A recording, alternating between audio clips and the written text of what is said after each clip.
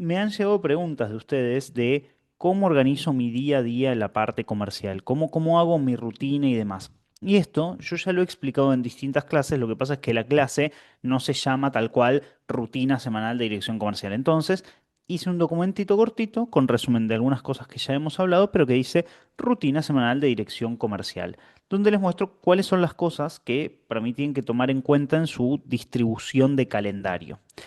Dentro de esta distribución de calendario hay tres cosas indispensables. Una es la parte de reuniones, donde está lo que es la daily, las reuniones de capacitación, la weekly, una reunión que van a tener con ustedes mismos, que yo le pongo de nombre la weekly semanal de CEO, o sea, es la weekly review CEO, o sea, van a revisar sus propias acciones y demás. Y después están las acciones de crecimiento y de mantenimiento. Son los dos tipos de acciones que ustedes le tienen que prestar atención para distribuir en su propio calendario. Y esto se ve así, ¿no? En el calendario diario de este es un calendario como si ustedes trabajaran de 7 de la mañana a 7 de la tarde. Después, esto se va a ampliar o simplificar en función de la cantidad de horas que le metan a su propio trabajo y demás. La daily es una reunión elemental de 15 a 30 minutos, donde básicamente se plantean estos puntos de acá, que es cómo te fue ayer. La daily es con los closers y con los setters, puede ser con ambos directamente, depende del tamaño de equipo que tengan. Si tienen un equipo muy, muy grande, no es indispensable que estén closers y setters, no hace falta que sea así. Si el equipo es pequeño, sí. O sea, si tienen dos closers, dos setters, la pueden hacer de esa manera. Si tienen siete closers y cinco setters, mejor partirlas a 15 minutos y 15 minutos con cada uno. Básicamente preguntan cómo les fue ayer con los leads que tenían pendientes, cómo fueron los resultados específicamente, si queda algo que hacer de ayer, por ejemplo, no lo sé, si hay algún lead que está pendiente de pago o que hay que meterle un seguimiento o que necesitan del infoproductor o que podemos hacer algo preparado específicamente para ese lead, si hay que mandarle algún contrato o lo que fuese. ¿Qué es lo que tenemos para hoy a nivel de agendas? ¿Qué es lo que está preparado hoy? ¿Qué hay que hacer? Si no hay agendas, ¿qué va a hacer el equipo? O sea, no es que la daily es solamente si ustedes están cargadísimos de trabajo. La daily la van a hacer la daily la hacen igual y la van a hacer con el objetivo final de tener bien distribuido el día de trabajo. O sea, si hoy no tenemos agendas, ok, ¿qué vamos a hacer? O sea, ¿qué va a hacer el equipo mientras tanto? ¿Cómo vamos a aprovechar el tiempo en los cuales no hay agendas específicamente? ¿Qué pendientes hay para hoy? Las llamadas que tenemos hoy, por ejemplo, ¿están confirmadas? ¿Ya sabemos que todas van a presentarse? Que si no se presentaron, ¿qué hacemos con esas agendas? ¿Las contactamos? ¿Las llama uno? ¿Las llama otro? ¿Qué vamos a hacer específicamente? ¿Hay algún grupo de WhatsApp que falte crear? ¿Qué es lo que viene para la operación diaria de hoy? Si hay algún pedido del equipo al director, por ejemplo, a nivel de, no, falta esto, falta, qué sé yo, un buen sistema de cimientos o falta hacer una automatización específica o en el calendario, cuando se me agendan en esta hora y en esta hora, pasa que siento que me queda poco margen para las llamadas y podemos correr un poco los horarios o pedidos del director al equipo de, chicos, este día voy a necesitar que esta manera de hacer esto cambie o que esto lo hagamos de otra forma. Simple. La daily es una reunión de 15 a 30 minutos. ¿Qué le pueden agregar acá? Si quieren, le podemos meter un extra de cómo están, donde hablen 5 minutos de cómo estás el día de hoy, todo tranquilo y que haya conversación informal y bla, bla, bla de 5 minutos, pero nada más. No es mucho más que eso. O sea, es. Concha de su madre. Es literalmente esto. ¿Cómo estás? Listo. Número dos, la reunión de capacitación semanal. Esta puede durar de 1 a 2 horas, puede durar de 1 a 3 verdaderamente. Esto es indistinto. Tengan en cuenta que más no necesariamente es mejor. Recién le dije a Sebas esto de si vos le metes 60 feedbacks a un closer, lo que haces es condicionar para mal al closer. O sea, lo que haces es verdaderamente hacer que el closer no tenga claridad de ejecución. Es como que, imagínate que vos estás trabajando sobre algo que no dominás o que no entendés tanto, y de golpe en eso que no dominás o que no entendés tanto te dan 26 indicaciones. Es como, imagínate, Noé, vos entras a una llamada de venta de estas de programación que apenas si entendés y te empiezan a dar feedbacks y te dicen, no, en realidad cuando vos hablas de JavaScript estás hablando de una plataforma para tal y tal cosa. Pasa un rato de la llamada y te dicen, no, mira, acá cuando estás hablando de network, bla, bla, bla, en realidad no funciona así, funciona de tal manera y de tal manera. Y fíjate que al mismo tiempo no estás mirando bien a los ojos a los leads. Al mismo tiempo, mira, tenés que corregir estas muletillas. Acá personaliza más con lo que te dijo anteriormente la cualificación. Acá cuando te dicen esto, puedes preguntar tal cosa y te dan 20 indicaciones en una hora. ¿Qué mierda te va a quedar de eso? O sea, esa clase te la tenés que estudiar durante todo un año más o menos para poder entender todo lo que tenés que corregir. Entonces, mucho mejor que eso directamente es agarrar y enfocar en lo verdaderamente importante, que es agarrar y en vez de analizar 20 puntos distintos, simplemente centrarnos en la creencia madre de todo. No sé, justo vi, hay una oportunidad que si vos haces eso en la llamada, tenés más chance de generar credibilidad con el cliente y aprovechás eso directamente. O tal vez la personalización, el hecho de decir, mira, lo que preguntás está muy bien, lo que falta acá es esta información que te da, llevarla a la presentación, por ejemplo, y pones 20 ejemplos distintos de cómo podría llevar la cualificación a la presentación correctamente. Y se enfocan principalmente en eso y no hacen 20.000 correcciones. Entonces, en estas reuniones ustedes pueden ver llamada de los closers sin dar, sin dar 10.000 indicaciones, correcciones. Pueden hacer roleplay con los closers. ¿Qué tipo de roleplays? En la plataforma lo tienen, pero pueden hacer roleplays de objeciones, de servicio, de testimonios, de cualificación, de... Decime, Juan, y que te veo con ganas de hablar. Sorry, no te quería interrumpir. Tengo una Ujú. duda ahí, Sí, porque cuando analizamos calls, yo también trato de no darle 10.000 indicaciones, pero a veces veo cosas que no puedo no dejar pasar. ajá. Entonces, ¿vos ahí recomendás que nunca analizar calls todas de corrido, sino siempre situaciones puntuales No, no, lo para pueden no dar hacer. justamente... Lo pueden hacer, pero si es algo verdaderamente importante, pausás ahí el análisis y vamos a practicarlo ahora. Tipo, como estás viendo la call, pausás directamente y lo practicamos en ese momento. Onda, por ejemplo, Listo. dejás de compartir pantalla y ahí entramos, no sé, me lo invento. Veo el error de Noé diciendo algo de JavaScript. Entonces, corto la call, saco y le doy contexto y le explico, mira, cuando hablamos de JavaScript, hablamos de tal y tal y tal cuestión. ¿Esto quedó claro? Sí. ¿Tenés alguna duda? No. Perfecto. Explícamelo. Tipo, decime lo que te acabo de decir. Entonces, cuando el lead te diga de vuelta eso, ¿qué tenés que decir? Y que ahí me lo diga en voz alta. Si en ese momento lo que me dice no me convence, le voy a decir no. En realidad es esto y esto y esto. ¿Te quedó claro? Sí, decímelo. Tipo, eso es hacerlo practicar en ese momento. Y después seguís con el análisis de llamada. Y seguís hasta donde te dé. Y si querés, cuando termina todo eso, al finalizar el análisis de llamada, decís, ¿qué te llevas de este análisis? ¿Qué es lo que tenés que hacer en las próximas situaciones? ¿Cómo te vas a manejar la próxima vez que tengas una llamada así? Tal y tal y tal. Decís, listo. Quiero que vuelvas a ver este análisis de llamada y mañana me mandes anotaciones que hayas sacado de haber visto de nuevo el análisis de llamada y lo mandas a estudiar. Entonces, le podés dar varias indicaciones, yo recomiendo que no sean miles, pero le podés dar varias indicaciones y que después sobre esas indicaciones la persona te dé un resumen de lo que se llevó y demás, y así garantizás que lo vuelva a ver. ¿Sí? Bárbaro. Buenísimo. Entonces, tenemos la opción de hacer distintos roleplays y demás. Ahora, ¿qué recomiendo acá? Yo recomiendo que para los roleplays que hagan, los hagan contextualmente. No son los mismos roleplays que yo voy a hacer con un equipo nuevo a los roleplays que voy a hacer con un equipo que ya tengo hace tiempo. Un equipo que ya tengo hace tiempo, los roleplays o los ejercicios van a estar basados en lo que veo a lo largo de las semanas. Por ejemplo, veo a lo largo de la semana que un equipo específico le cuesta manejar la objeción del dinero. Bueno, lo veo por la trazabilidad, porque en los reportes en 2Day la objeción que más se repite es la del dinero. Listo, sobre eso preparo el roleplay. No es que lo improviso así al pasar, así nomás. Lo preparo con tiempo. Lo mismo con entrenar en el servicio de los closers. ¿Qué significa entrenar en el servicio de los closers? Hacer roleplays, hacerles preguntas, eh, simulaciones de situación, de un lead me dice algo en el servicio, ¿qué respondo?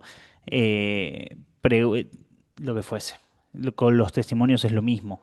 El closer tiene que tener la carpeta de testimonios y si aparece un X problema, que sepa mencionar el testimonio correcto. Por ejemplo, em, si hay un problema que es habitual, no sé, me lo invento con Five Stars. Llega un closer que le cuesta presionar o que tiene creencias limitantes sobre presionar directamente. Bueno, tal vez lo que diga es, bueno, ese es me haces acordar mucho a tal persona que entró al servicio y le pasaba lo mismo y quería lograr X, pero siempre tenía este impedimento y por eso no comisionaba más de tanto. Cuando empecé a trabajar con nosotros, nosotros le mostramos cómo podía hacer esto sin que el lead se sienta incómodo y que aprenda a presionar estratégicamente y por ende terminar cerrando más. Y así, y se redirigía directamente y que entrenen los testimonios, que entrenen el público objetivo. Si sus closers sea como es tu caso, Juani, o bueno, el de Noé con programación, o el de cualquiera que tenga que vender una profesión que la persona que conoce esa profesión solamente eh, puede hablar sobre el tema, y bueno, el closer tiene que ir aprendiendo cada vez más el lenguaje de lo que está vendiendo. O sea, es inevitable. Si vos no hablas el lenguaje de lo que vendés, es muy difícil poder cerrar ventas. O sea, pero muy difícil cerrarlas. Entonces, el closer tiene que saber hablar el mismo idioma que el cliente y tiene que entender el trasfondo de lo que dice el cliente. Eh, si yo tengo un closer que está vendiendo ventas a personas que ya saben lo que es el closing y demás, si mi closer no sabe lo que es el closing, nunca estudió de closing, no sabe los términos del mundo infoproducto y del high ticket y demás, y se va a quedar afuera en una conversación. O sea, el otro cliente le va a estar hablando de cosas que ni el mismo closer entiende. El ejemplo se los puse alguna vez. ¿Vieron cuando les expliqué la clase de cómo hacer proyecciones que hablamos del Q1, Q2, Q3 y Q4? Bueno, imagínense que alguien llega a una llamada de venta con Gustavo, por ejemplo, que es el closer que cierra Five Stars con sus distintos upsells y sesiones y demás. Llega una persona, llega un infoproductor o un director comercial para sumarse a Conversion Masters y de golpe ese infoproductor le dice, nosotros estamos teniendo muchos problemas en el Q2 y Gustavo no sabe qué carajo es el Q1, Q2, Q3, Q4 y se va a sentir inseguro. Va a haber cosas que no va a entender inevitablemente, se va a quedar afuera y eso le va a dificultar en la certeza incluso a la hora de sembrar, de comunicar, etcétera. Entonces, tienen que entrenar a su equipo en que entienda lo que es lo que le pasa a su público en sí.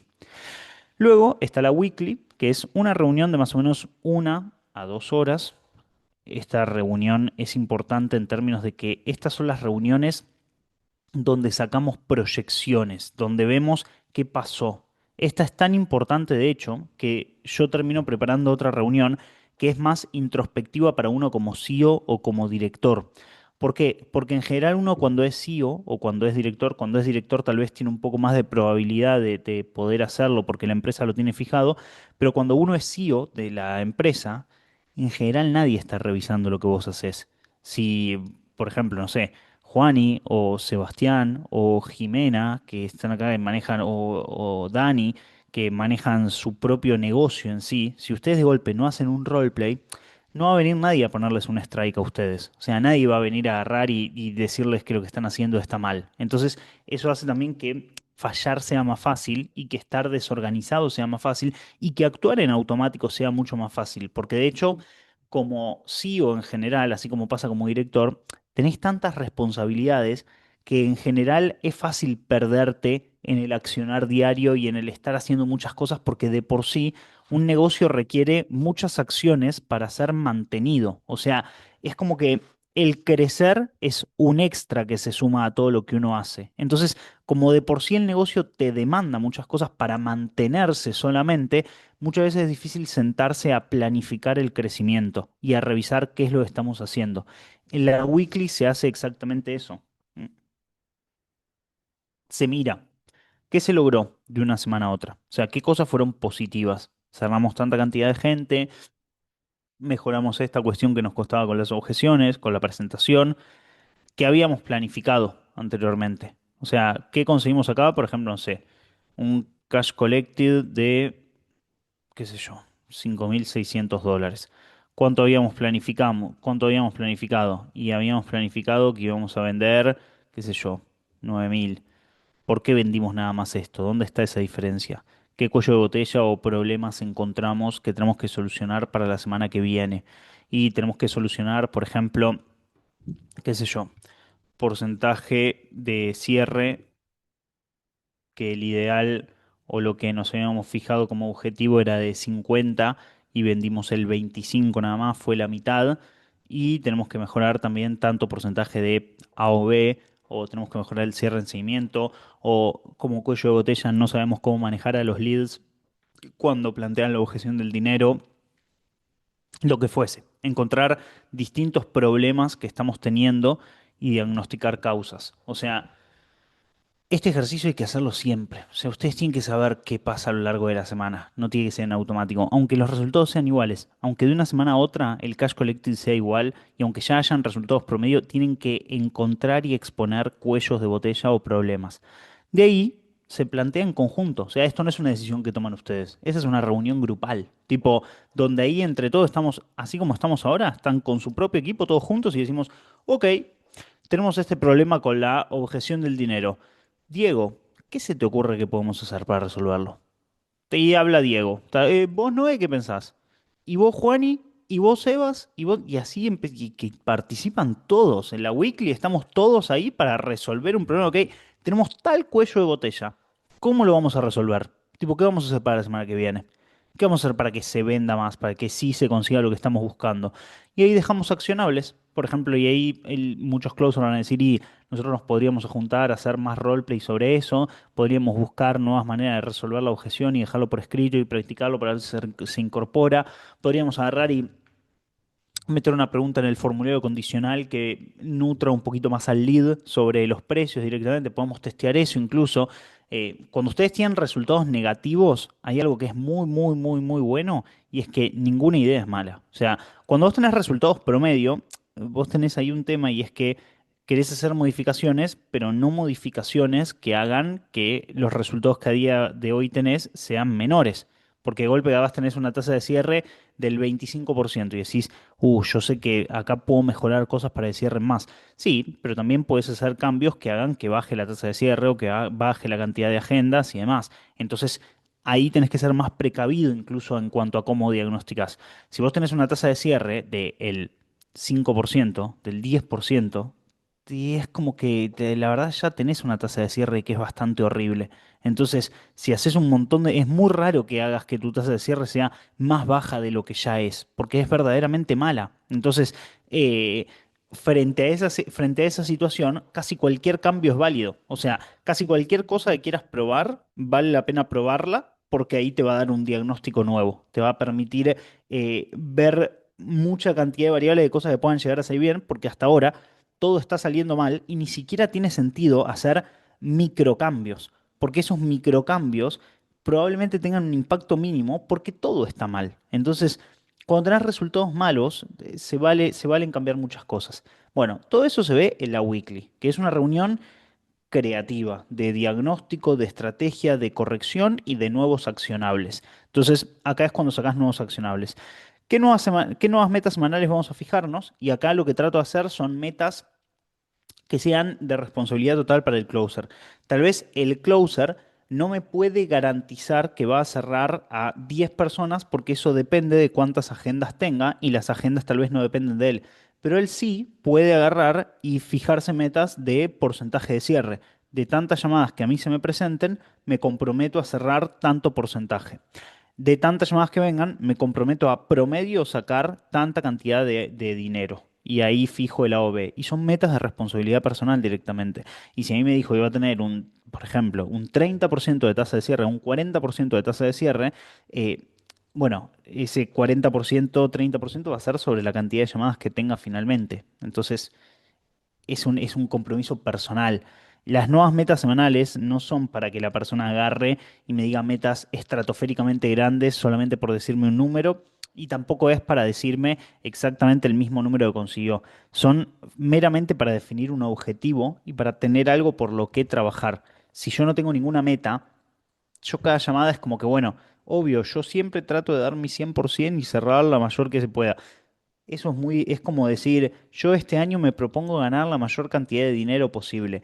Y pero la mayor cantidad de dinero posible es algo tan abstracto. O sea, es como, ¿qué significa? ¿Cómo sabes cuál es la mayor cantidad de dinero posible? Mejor ponete una meta que te parezca difícil de alcanzar, pero que tenga toda la planificación, que te implique una planificación y que te implique forzarte a mejorar.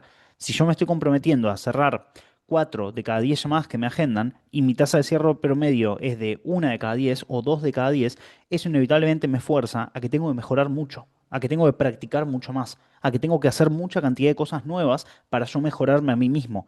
Para eso buscamos el fijar metas, para eso buscamos compromisos públicos, para eso buscamos esa mejora permanente. Eh, Sí, justamente, Leo. La clase de MSI viene muy bien para esto. Pero bueno, quitando eso de lado, buscamos acá fijar nuevas metas de vuelta para tener un objetivo sobre el cual trabajar. Siguiente. Ya, esto es algo que va a ocupar horarios en nuestra agenda sí o sí, que esta es la parte de reuniones. Eh, Después acá pueden haber variables. ¿Qué variables como? Si vos también capacitas, por ejemplo, a los setters, acá en las reuniones de capacitación, esto se te va a duplicar o a multiplicar, porque también vas a estar entrenando a los setters o seteando con ellos o haciendo cosas en conjunto. Eso yo, por ejemplo, lo pongo en lo que son las acciones de mantenimiento. Primero voy a explicar estas. Las acciones de mantenimiento, esto lo pueden ver más en la clase de Deep Work, que es la clase de enfoque, de productividad y demás. Las acciones de mantenimiento son aquellas que mantienen al área comercial, mantienen a la empresa. En la mayoría de empresas, cuando van creciendo, cada vez son más las acciones de mantenimiento. Cuando vos sos vos solo, casi todas tus acciones son de crecimiento porque no hay prácticamente nada que mantener, hay todo por crecer. Cuando vos tenés un equipo, tenés setters, tenés closers, tenés instructores, tenés campañas publicitarias corriendo y tenés traffickers y tenés entrega de servicio y demás, hay muchas acciones que ya empiezan a ser de mantenimiento. Yo cuando me preocupo por la satisfacción de un cliente, estoy haciendo una acción de mantenimiento. Cuando me preocupo porque los setters mantengan el volumen de agendas y los capacito, estoy haciendo acciones de mantenimiento. Cuando cuando estoy de alguna manera supervisando que un closer llene un CRM, estoy básicamente manteniendo el funcionamiento de la estructura. Entonces, más ejemplos. Controlar que los closers llenen el CRM, revisar reportes, hacer la daily, revisar las llamadas agendadas y garantizar que se presenten, responder dudas operativas del equipo, corregir errores básicos que se pueden dar en el proceso, hacer seguimiento a leads que quedaron pendientes, asegurar que se cumplan los protocolos, ver que los setters estén contactando personas, revisar que los pagos, las señas y demás se completen. Todo esto son acciones naturales para mantener el área comercial funcionando. Ustedes que tienen que desglosar cuáles son esas acciones específicas en el caso de ustedes. Y después están las acciones de crecimiento, que es tratar de mejorar el protocolo de seguimientos para que se cierren más ventas, tener un nuevo o mejor guión de ventas, entrenar al equipo en objeciones que todavía no resuelven, analizar llamadas para encontrar patrones. Y a ver, eh, esto, por ejemplo, al principio, cuando vayan mejorando el equipo, van a hacer acciones de crecimiento. Hay un momento en el cual el área comercial va a tener un tope. O sea, ¿a qué me refiero con va a tener un tope? Si ustedes tienen a closers tomando 8 agendas al día, por ejemplo, no van a hacer que los closers tengan una tasa de cierre mayor al 50%. No existe prácticamente. O sea, son pocas las áreas comerciales donde un closer con 8 llamadas al día agendadas cierre más de un 50%. No tiende a pasar en general. Salvo que la marca personal sea buenísima, o sea, y tenga una nutrición del carajo y tenga la capacidad de permanentemente traer leads que estén súper nutridos y demás, incluso en otros embudos como por ejemplo los BCLs y demás, las métricas del área comercial simplemente son muy difíciles de escalar, o sea, es muy difícil que en un BCL funnel tengas 35% de tasa de cierre a público frío, y es raro. Es raro que tengas un 70% de asistencia llamada en un BCL, o sea, hay techos naturales que van a aparecer por el mismo tipo de embudo. Entonces, las acciones de crecimiento en cuanto a entrenar al equipo en el área ventas van a tener un tope en algún momento. ¿Hay closer que les tenés que seguir analizando llamadas? Sí. ¿Los tenés que seguir entrenando? Sí. pero hay un momento en el cual el entrenamiento ya no es solo para mejorar, sino para mantener el nivel del equipo comercial. Es como los jugadores de fútbol. Hay jugadores que obviamente pueden mejorar y se trabajan para mejorarse, pero el entrenamiento también es una manera de no bajar un nivel específico. Entonces, ya después el entrenamiento se va a volver incluso una acción más de mantenimiento. Optimizar el sistema pre-call para subir el show up, todo lo que es optimización es para el crecimiento. Pero después, en algún momento de eso que optimizaste, lo que vas a buscar es mantenerlo, mejorar la oferta, implementar dashboard de métricas. De vuelta, ¿ves? Esto al principio cuando no lo tenés es una acción de crecimiento. Cuando eso ya está, se vuelve una acción de mantenimiento y así para absolutamente todo. Mejorar, no solo reclutar nuevos closers, que en algún momento lo es, reclutar nuevos closers es una acción de crecimiento, sino mejorar el proceso de reclutamiento es una acción de crecimiento en sí mismo. Por ejemplo, pensemos en la situación de se me va un closer de la empresa y yo tengo que salir a buscar uno nuevo. Y acá les voy a pedir participación a ustedes. Se me va un closer y yo tengo que salir a buscar uno nuevo. Eso, ¿es una acción de crecimiento o de mantenimiento? Reclutar un nuevo closer. Se me va un closer de la empresa, tengo que salir a buscar otro. Si se Dani, me fue uno es mantenimiento. ok. Y si yo, por ejemplo, me planteo en ese mismo momento en el cual estoy haciendo, por ejemplo, el proceso de reclutamiento, trato de hacer que veo, por ejemplo, la persona que se fue, características que tenía, y empiezo a meter filtros para no atraer esas características. Esos filtros como tal forman parte de acciones de mantenimiento o de crecimiento. Crecimiento. Ok. Todas las acciones que nosotros ejecutamos en el área comercial tienen crecimiento y mantenimiento en muchos casos. Lo que yo tengo que buscar hacer es, cuando ejecuto una acción de mantenimiento, que ciertas cosas no vuelvan a pasarme de vuelta. Si yo ya recluté a una persona en un momento pasado y esa persona que está conmigo se me terminó yendo y yo ya vi un montón de red flags, una acción de crecimiento es justamente prepararme para cuando vuelva a hacer ese reclutamiento no atraer ese tipo de perfil que es una cagada. Por ejemplo, no sé, vos mencionaste, ¿no? Esta chica que sumaste por un montón de variables que te parecían positivas. Y con esto, una acción de crecimiento es que sacar esas percepciones de lado y poner otra serie de filtros antes de darle tanta responsabilidad a una persona, por ejemplo. ¿Qué querés agregar? Ya tenía, ya tenía otro en fila por si esto salía mal y tenía las características opuestas. Tenía muchas de las cosas buenas que veo en común, pero otras cosas que sí, no, es lo opuesto. Este chico está, como que me tiene más edificada, me hace mejor seguimiento, Ujú. la tiene menos clara, por ahí es menos estrella, pero veo que le pido y me responde rápido y todas esas cosas, que bueno, por ahí necesito a alguien más enseñable en este punto que una estrella. Claro, total. Sobre todo porque en este caso la estrella no la acompañaron los resultados. Si la estrella lo hubiesen acompañado a los resultados, tal vez vos decís, bueno, resigno un poco ahora, la entreno más en ser disciplinada y resigno tal vez que algún reporte no me lo va a cargar y demás, pero la preparo para que sea mejor operativamente, pero sé que me cierra. Pero fíjate, ni te cierra ni te cumple, por eso terminas buscando el otro perfil.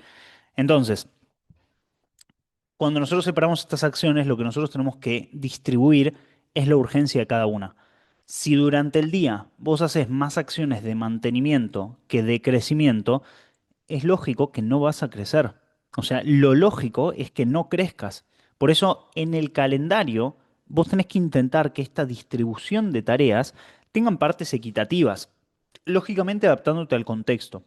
Si yo estoy en un área comercial que me demanda una asquerosidad de tiempo porque tengo mucho equipo y hay muchas cosas por resolver y hay muchas cosas urgentes del corto plazo, es lógico que tal vez 60-70% del día me lo ocupen las acciones de mantenimiento. Por una cuestión lógica, estoy resolviendo muchas cosas urgentes permanentemente que si no las resuelvo va a explotar algo en mi cara. Ahora, si vos no haces nunca espacio para las acciones de crecimiento, sencillamente no vas a crecer y nunca vas a dejar de atender cosas urgentes, porque estás atendiendo cosas urgentes porque el negocio está preparado para ser mantenido permanentemente por alguien.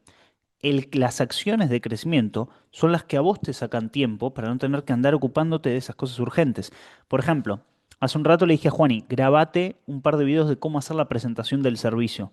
Esos videos son porque probablemente Juani entra a un análisis de llamada y le corrige siempre lo mismo a los closers. O ponele, habrá pasado con varios closers distintos de tener que hacer el mismo tipo de corrección. Entonces, eso igual llevó tiempo y eso igual generó margen de error.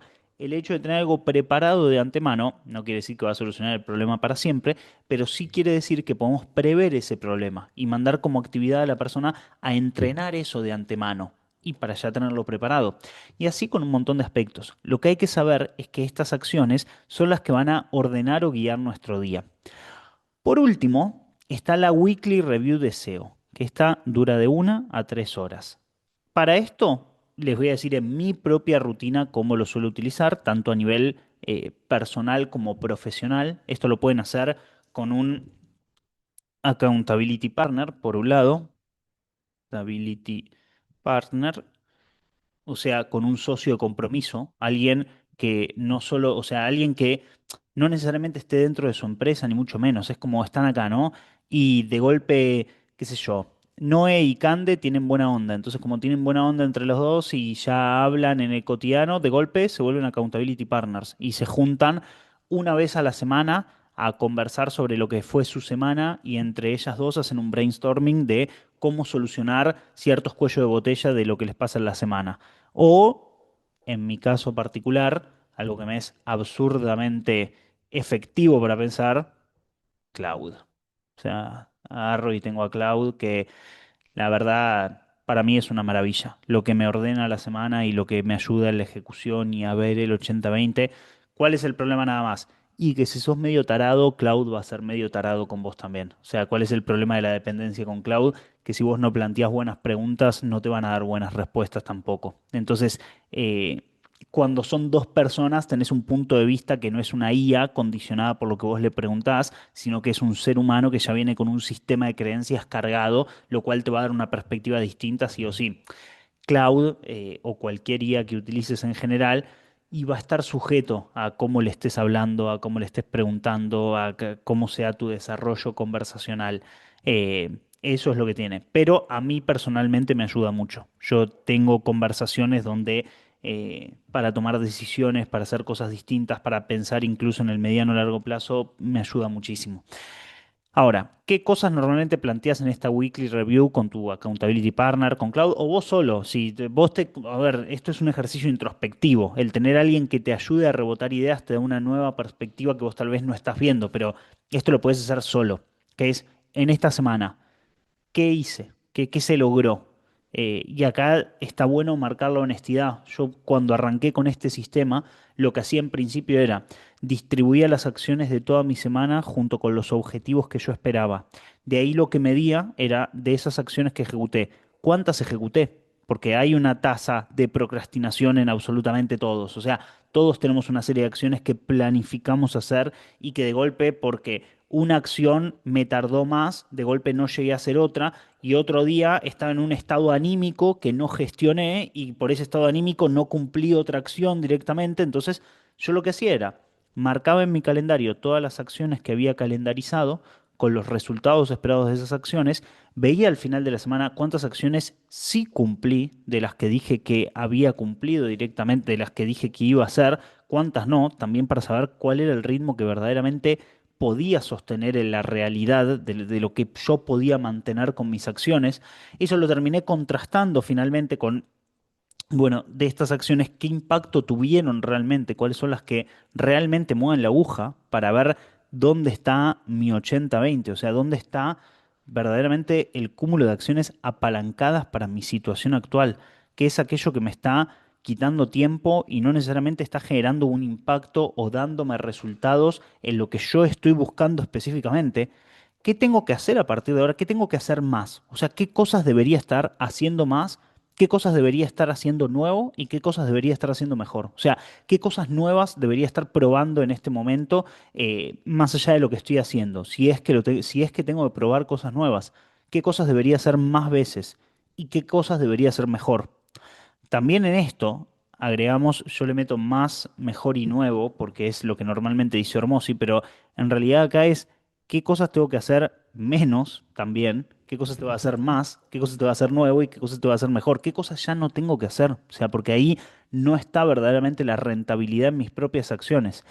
¿Y qué objetivos tengo para esta semana? O sea, que pónganse a pensar ustedes en la gestión con sus equipos, en su rutina de actividades. Ustedes están cargados de acciones y hay muchas cosas que incluso ya las terminamos haciendo en automático por la vorágine de cosas para hacer. Y en ese hacer en automático, tal vez no estamos haciendo cosas que me den un avance real. Estoy haciendo simplemente cosas porque tengo que hacerlas, porque creo que tengo que hacerlas y no son cosas que mueven la aguja. Es como, y a ver, ninguno está exento de que le pase. Esto le pasa a todo el mundo. O sea, todos tenemos un montón de situaciones que hacemos en automáticos. Hay, por ejemplo, por decirles una boludez, ¿no? Hay gente que cuando va a arrancar la marca personal, por ejemplo, no sé, pierde mucho tiempo en cuál va a ser el logo que voy a utilizar. Y vos mirás, por ejemplo, y vos decís, ¿qué relevancia tiene ahora que elijas el logo? O sea, es como uno está acostumbrado que es lo primero que elige y el logo, porque el logo te va a acompañar y va a ser súper importante. Y lo cierto es que el logo, el porcentaje de impacto que tiene en las ventas y en lo que vas a construir como empresa es prácticamente nulo. O sea, es algo absurdamente secundario en el orden de relevancia de cosas que tenés que trabajar en sí.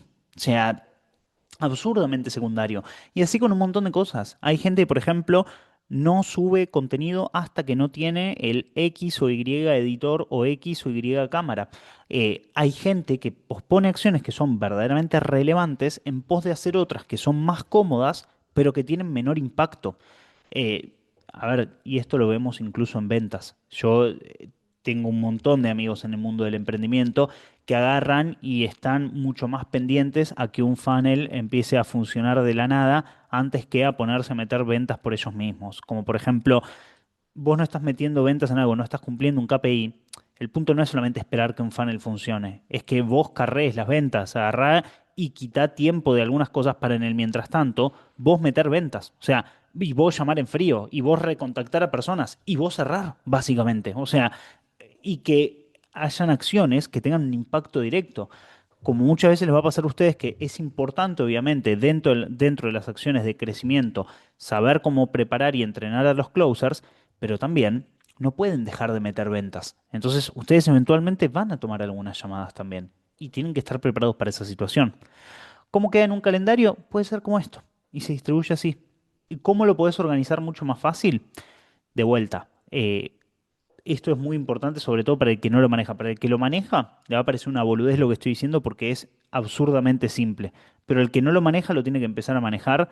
Vos vinculás, por ejemplo, Notion a Cloud y le pedís directamente a Cloud que te arme un proyecto en Notion donde le digas, haceme una lista de acciones de mantenimiento y yo te las voy a dictar y distribuímelas en mi calendario y Cloud te lo va a ordenar y lo que vos le estás dictando a vos te lo va a meter en un Notion para que vos siempre tengas un lugar para ver cuáles son las acciones que tenés que ejecutar y que te las distribuya en el calendario.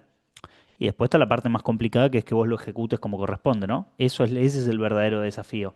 Marcos, Decime, una consulta. sí. ¿Vos todas las tardes te las dejás para crecimiento? No, no, no. O sea, esto Ah, es un ejemplo. es un ejemplo, ok. Vos podés poner acciones. A ver, yo, por ejemplo, laburo mucho a la noche y hay muchas acciones de crecimiento que son a la noche directamente, cuando por una cuestión de que me gusta ese horario. O incluso lo puedes variar, puede ser que hay veces que metas acciones de mantenimiento a la mañana y otro día lo haces a la tarde y otro día a la mañana y lo intercalás un día y un día y un día y un día y un día. Depende de cómo sea tu rutina y depende también qué tantas urgencias puedan surgir en el negocio, porque de golpe Obvio. puede pasar de que vos estás en un momento de acciones de crecimiento y capaz no tenés 4 horas del día para dedicarle a esto. Capaz que las acciones de mantenimiento te duran 6 horas, no 4 y media. Entonces acá tenés que recortar tiempo directamente. Y depende también qué tanta cantidad de horas trabajes. Yo acá lo puse en una rutina de 7 de la mañana a 6 7 de la tarde más o menos. Pero hay gente que va a trabajar más y hay gente que va a trabajar menos. O sea, va a Obvio. depender de cada uno. ¿Vos te dejás algunos días, por ejemplo, no sé, 2 días de la semana específicamente para calls y uno a unos y demás? Sí, sí, ¿O, sí, o lo eso, distribuís por sí, toda la sí, sí. semana? Todo, obviamente depende de en ese contexto que tantos clientes esté teniendo y demás. Yo en mi caso en particular ya estoy en un momento de simplificar todo y dejar la operación para una sola cosa, pero en general yo tengo muchas actividades distribuidas. Doy clases en 4 academias distintas, tengo como 6 clientes de sesiones uno a uno aparte, doy consultoría privada a una empresa, tengo esta parte de Conversion Masters, entonces como que al tener muchas cosas distribuidas distintas, es distinto tal vez la organización que haga, pero sí, trato de centralizar los días en temáticas. Trato, pero después hay otros días donde simplemente, por ejemplo, yo tengo marcado días de acciones de mantenimiento, donde la acción de mantenimiento es, yo no sé qué carajo voy a hacer en ese momento. Es como que entro y tengo marcado listo. Ahora toca meterme en esto. Y miro y digo, ok, seguimiento a clientes. Y me meto en los grupos de WhatsApp que tengo de clientes y ahí empiezo, ¿cómo vas? ¿Cómo vas? ¿Cómo vas? Y le empiezo a mandar mensaje a todos para saber cómo vienen específicamente.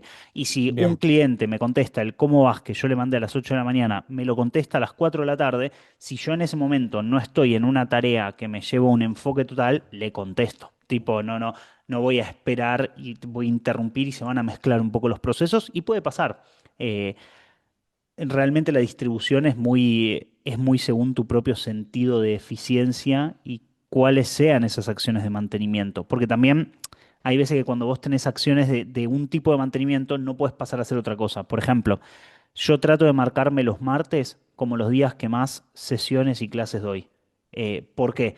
Porque es más fácil tener un día de todos Zooms a yo tener 4 Zooms y en el medio tener que hacer acciones.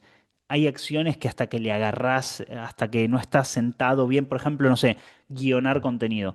A mí guionar contenido me lleva mucho tiempo y si lo tengo que hacer como marcar una hora para guionar contenido, en esa hora no lo voy a poder hacer bien. Entonces prefiero marcarme un día específico donde solamente me dedico a, por ejemplo, no sé, 4 horas a guionar contenido.